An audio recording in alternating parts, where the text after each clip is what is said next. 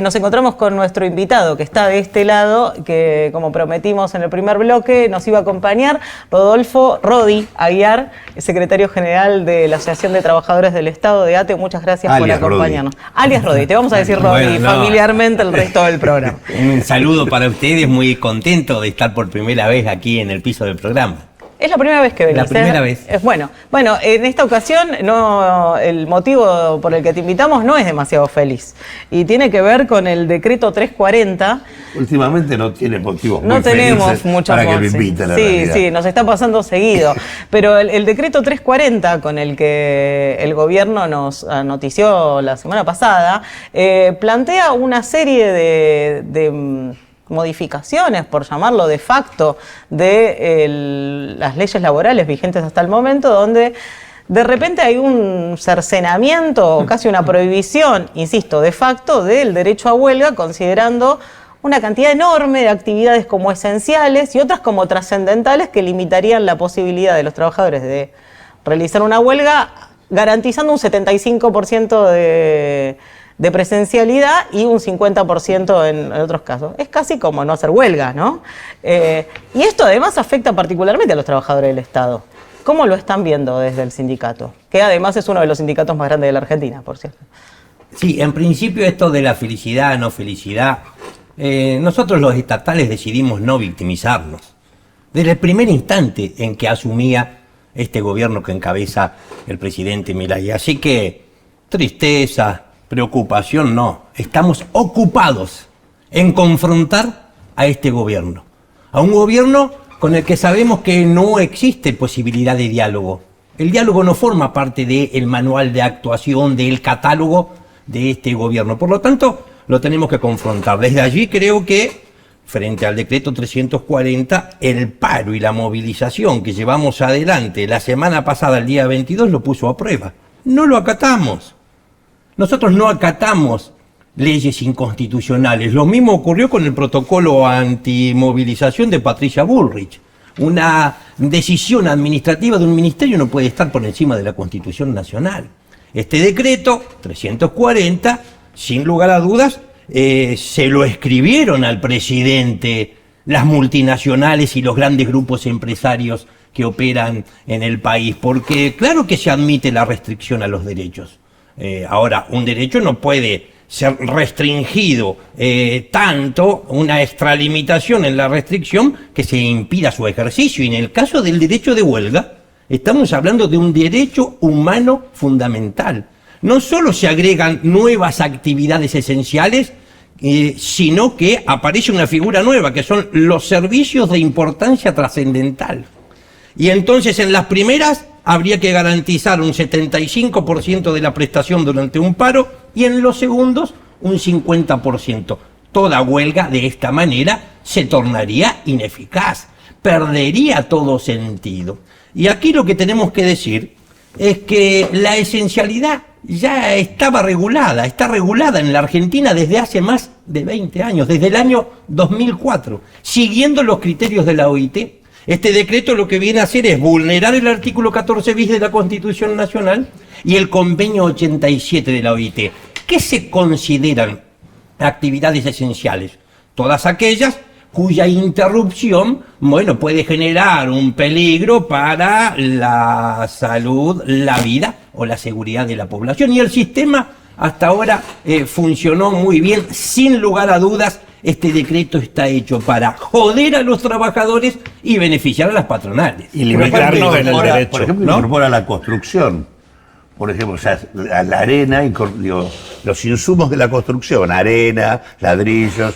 O sea, cualquier interrupción en esto afectaría la vida y la seguridad de las personas. La radio y la televisión, por ejemplo, exactamente. También. Bueno, además de este... Perdón, que digo, en un momento de persecución a los periodistas y de considerar a medios obsoletos. Ahí va, justamente, porque vos decías bien, Rodi, acá hay un decreto, un gobierno que se afana en violar la Constitución, ¿no? Y saca decretos que violentan leyes, normas constitucionales, y que hace de la persecución y la violencia un mecanismo sistemático. La semana pasada conocimos dos cosas que tienen que ver. Uno es el plan secreto de la CIDE que persigue a periodistas. Muchos periodistas trabajan en el ámbito estatal, en Radio Nacional, en la TV pública, en los canales y radios provinciales. No es por nada, pero quiero que agregar no solo periodistas, también dice economistas, incorpora otras No me dejen afuera, dice. Incorporan otras profesiones. Se siente excluido. En realidad, todo aquel que orade la legitimidad de cualquiera de los funcionarios del gobierno nacional.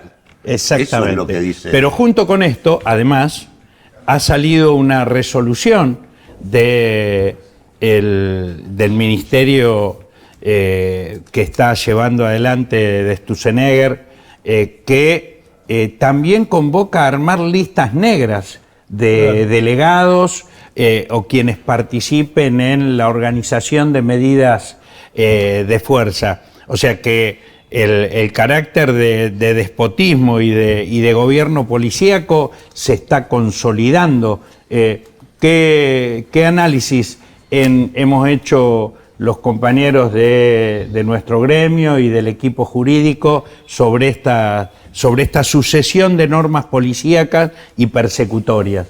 Bueno, sin lugar a dudas, el miedo se ha transformado en una política de Estado en la Argentina en este momento.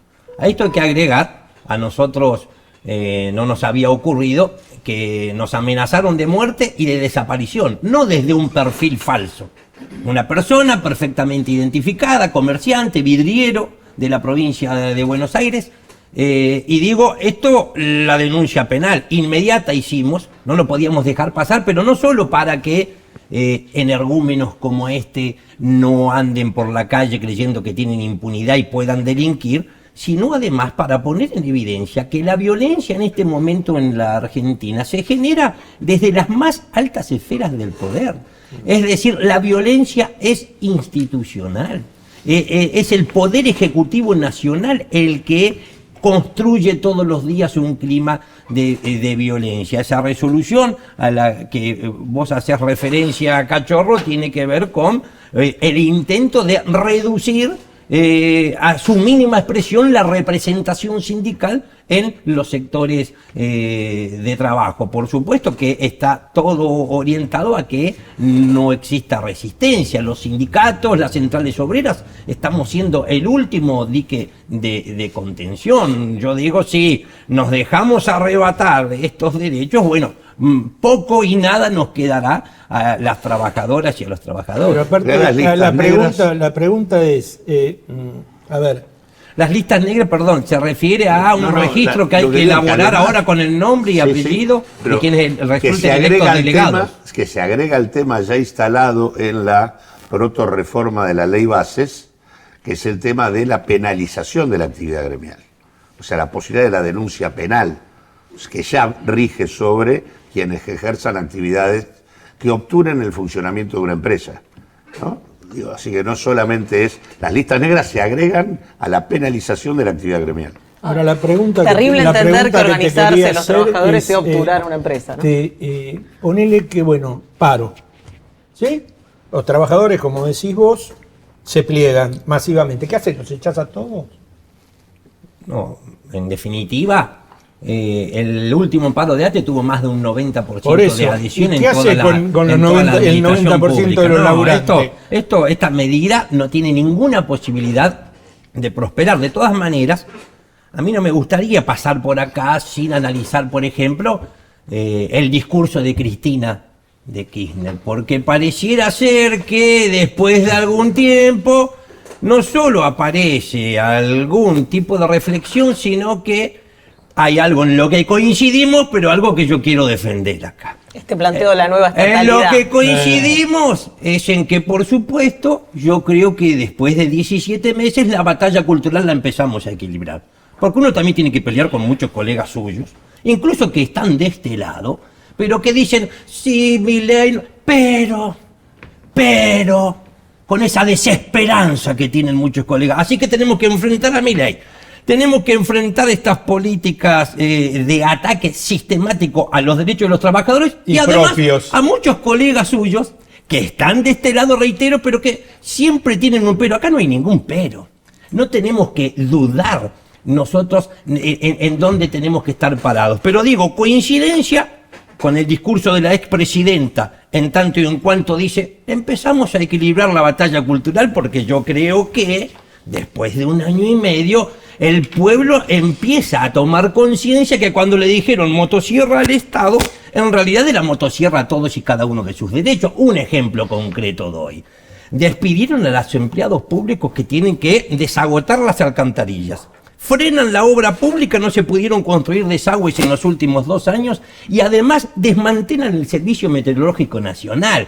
Es entonces bastante lógico que no se pueda prevenir una catástrofe como la de Bahía Blanca o como la de Zárate Campana y gran parte del territorio de la provincia de Buenos Aires. Sí, desmantelas el Instituto Nacional del Cáncer, se muere gente. Entonces digo, hay una toma de conciencia de parte de la sociedad que cuando se destruye un puesto de trabajo en el Estado, una política pública se desmantela y entonces un derecho desaparece. Ahora, la expresidenta agrega diciendo, bueno, cuando dijeron busca un Estado eficiente, porque cuando dijeron el Estado fue alguien a una oficina pública y no encontró respuestas durante 20 horas, en un hospital público cuesta conseguir un turno y en algunas escuelas las docentes y los docentes no están o uno indica la ausencia de ellos. Yo quiero ser claro. Las y los estatales curamos, educamos, apagamos los incendios, recolectamos la basura y hasta construimos reactores nucleares, muchas veces en pésimas condiciones laborales, además de salarios de hambre y falta de presupuesto. Por lo tanto, si hay algún área del Estado que alguna vez no funcionó, no es responsabilidad nuestra, de las trabajadoras y de los trabajadores. Es responsabilidad de los funcionarios y de los jefes que estaban a cargo. Por último, digo, hay que ver también la profundidad de las transformaciones que se llevan adelante cuando tenemos algún gobierno supuestamente nacional y popular. Quiero terminar con esto, perdón, porque si de un plumazo te hacen desaparecer el Ministerio de las Mujeres, si de un plumazo están haciendo todos los cambios que están haciendo, bueno, me parece que no habían sido muy profundos. Espero que la próxima vez, si le toca volver a un gobierno de estas características, cuando tengamos un Vicentín adelante, no volvamos a retroceder. Mirá, siendo justamente ese punto, a Vicentín, que de algo, la eficiencia, que de algo, que algo sabés. Algo que ver con eso, pero no importa, digo, el tema del Estado eficiente, ¿no? Porque dijo algo así como pasar del Estado presente al Estado eficiente, y la verdad es que la eficiencia del Estado se juega en la capacidad de disciplinar a las clases dominantes para que sepan vivir en sociedad. Y eso implica un conjunto de intervenciones del Estado que los gobiernos populares, incluido el de Cristina, no tomaron en cuenta. ¿Qué hacer con el comercio exterior? ¿Qué hacer con el sistema financiero? ¿Qué hacer con el sistema de precios? Digo, todo un conjunto de cuestiones y, por supuesto, el caso Vicentín, pleno gobierno popular. Cuando yo le planteo al gobierno popular que había que transformar a un delincuente como Vicentín en una empresa que podíamos transformarla en una empresa mixta, pública, de comercio testigo del comercio exterior, para controlar el comercio exterior argentino, me dijeron, no vamos a hacer nada, porque en realidad eso lo va a resolver el mercado. Y la verdad que yo sabía que el mercado lo iba a resolver, porque el mercado me vino a ver a las 48 horas de haber sacado el primer informe público sobre ese tema, me golpeó la puerta y vino y se sentó en mi oficina y se llamaba Glencore.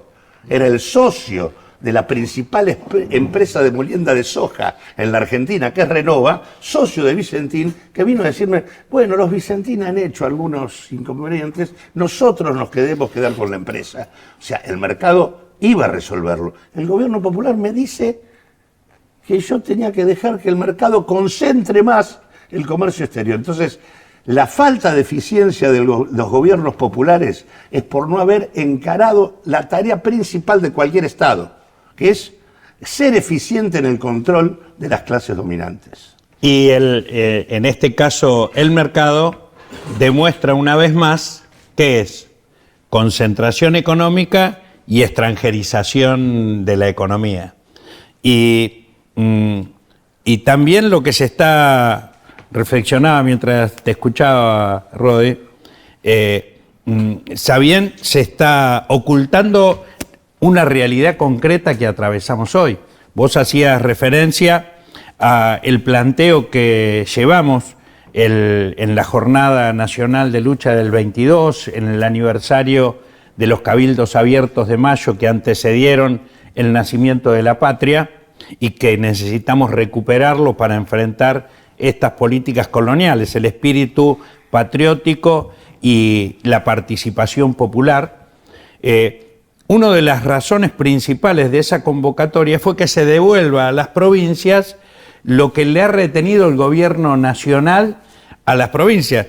Ya en algunos se han olvidado que cuando se transfirió la educación a las provincias o se transfirieron otros servicios en los años 90, se hizo sin financiamiento y el sistema de coparticipación ya en este periodo sigue sin posibilitarle mayores recursos a las provincias y a los municipios, que son los más afectados. Pero ahora el Estado Nacional le ha retirado, en algunos casos, entre el 15 y el 20% de los recursos que obligatoriamente tenía que otorgarle. Y eso impacta afectando la discusión salarial porque pone techos concretos a través de imponer ese ajuste en inversión en salud, en educación. ¿Cómo vamos a pedir mayor eficiencia de escuelas y hospitales, por ejemplo, cuando son servicios que están transferidos a las provincias, provincias que al mismo tiempo se las ahoga financieramente y económicamente? En ese sentido, me parece que hay también un intento de ocultamiento de una realidad muy gravosa que atraviesan las políticas provinciales. Yo creo que, salvando honrosas excepciones, los gobernadores están todos arrepentidos. Mandaron hasta ahora la mayoría a levantar la mano de sus diputados, sus senadores, para garantizarle gobernabilidad a un presidente que lo único que hizo es devolverle pobreza para administrar. No podemos seguir permitiendo que el 80% de lo que se recauda en materia de impuestos en nuestro país se quede en Buenos Aires o en el Estado central. 14 billones de pesos menos en el año 2024 recibieron las provincias fruto de la caída de la coparticipación. A todas las provincias le pasa lo mismo, pero vamos a dar un ejemplo. Provincia de Buenos Aires aporta el 40% de los fondos coparticipables y recibe solamente el 22%. Y ese desfasaje con otros gobiernos anteriores se cubría a partir de transferencias o se compensaba a través de transferencias discrecionales. Ahora no ocurre más. Yo creo que Milei y Macri tienen que dejar de vivir con la nuestra y los recursos se tienen que distribuir en virtud de las verdaderas necesidades que habita cada uno de los territorios. Se necesita trabajar en un nuevo régimen de coparticipación federal. Rodi, volviendo al decreto 340, pensaba, ¿cómo se entiende en el marco de un gobierno que se dice a sí mismo liberal, incluso se dice anarcocapitalista, o sea, es un estadio superior del liberalismo? ¿Narcocapitalista dijiste? Yo no lo dije. Yo dije, no, me entendí mal. Me guío por la realidad. Me guío por la realidad. Con ese manual, ¿cómo se entiende el cercenamiento del derecho a huelga? ¿No es parte incluso del libre juego de la oferta y la demanda, podría contemplarse? No, yo creo que hay un gobierno que en lo único que plantea libertad es en la economía. Lo único que quiere libre es el mercado. Luego, todo lo otro es profundamente regulador, interventor. Podemos hablar de las paritarias. Pero ahora yo digo, ese 1% de las paritarias, incrementos que sistemáticamente se ubicaron por debajo de la evolución de los precios, solamente se rompe ese cepo, se quiebra ese techo salarial estando en la calle. Habíamos alertado desde ATE que la paritaria central iba a ser utilizada como una herramienta de disciplinamiento o para condicionar el resto de las negociaciones. En 24 provincias del sector público en más de 2.200 comunas, pero también muchas ramas de la actividad privada. Yo cada vez que puedo lo digo. Yo sé que muchas y muchos se incomodan, ¿no? Porque cuando hablan de unidad y uno tiende una crítica a algún empresario disfrazado de gremialista, se incomodan. Pero yo lo tengo que decir porque soy estatal. Y en el Estado, a diferencia de lo que ocurre en distintas ramas de la actividad privada, existe coexistencia de representaciones sindicales. Más de un gremio pueden representar el mismo universo de trabajadores. Y en el Estado no lo impuso el 1% por decreto el presidente. Hubo otro sindicato que lo firmó. Quiere decir que siguen conviviendo con nosotros dirigentes gremiales en la Argentina que están dispuestos a firmar incrementos salariales que se ubiquen por debajo de la evolución de los precios. Por eso acá yo digo y reitero que ojalá no se incomoden porque estamos debatiendo que no nos han podido explicar a cambio de qué van a tomar café a la Casa Rosada. Ese grupo de dirigentes que nos dijo que propone el diálogo como alternativa no pudo explicar con claridad cuál es la contrapartida de ese diálogo. ¿Cuál es la correspondencia de conversar con este gobierno? Porque en todos estos meses no se pudo anunciar una sola mejora, un solo beneficio concreto para las trabajadoras y para los trabajadores. Por el contrario, entran a la Casa Rosada, reforma laboral. Entran a la Casa Rosada, salen...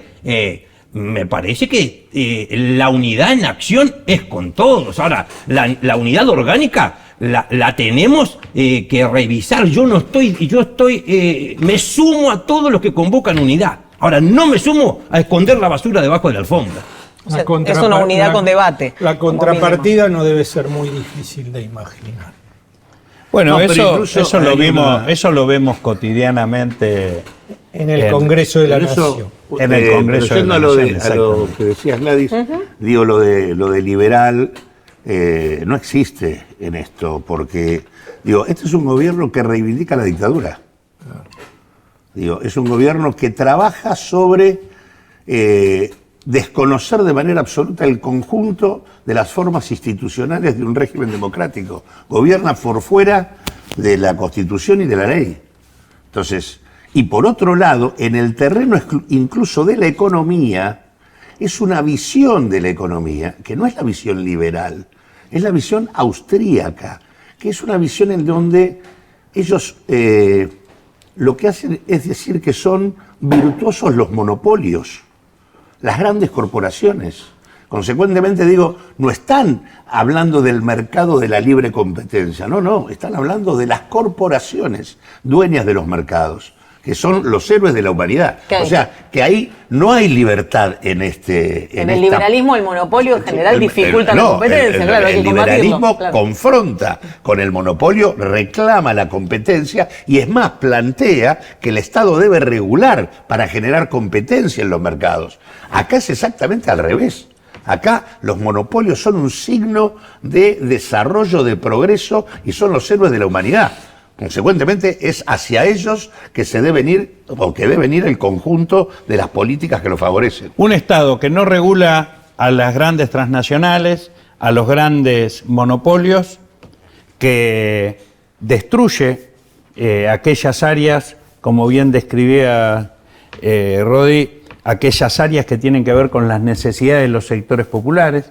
Ayer estuvimos en un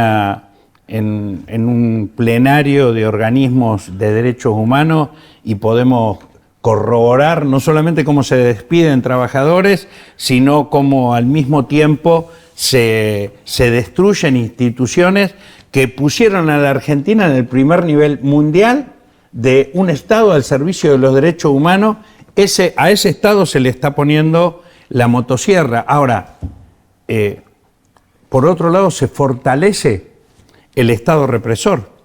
Hoy empieza a circular la noticia que en los miércoles de lo que va del año, y todavía no llegamos a la mitad del año, hay más heridos los miércoles por parte de la policía de todo lo que se han generado en otras instancias a lo largo del 2024. Del 2024. O sea, lo que está en discusión es un Estado, la construcción de un Estado represor y un Estado de rodillas y lamiendo las botas de las empresas transnacionales.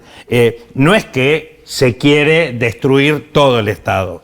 Te damos, el tiempo es tirano, ¿vio? Se dice hace 100 años en televisión. Te damos las gracias y creo que la contraprestación que reciben los que van a tomar café a la Rosada es muy clara, como decíamos con Hugo. No me cabe duda de eso. No es comprobable, o sí, pero creo que, ¿no? Aquellos que trabajan para arreglar con un Estado que oprime al laburante, ni olvido ni perdón. Gracias por venir. No, nosotros los agradecidos sigamos concentrados en resistir los últimos 39 días de facultades delegadas del presidente y en construir en la calle la derrota de Milei. Porque cuando se lo derrotó a Macri en las urnas, antes la manifestación popular lo había derrotado en las calles. Seguimos luchando.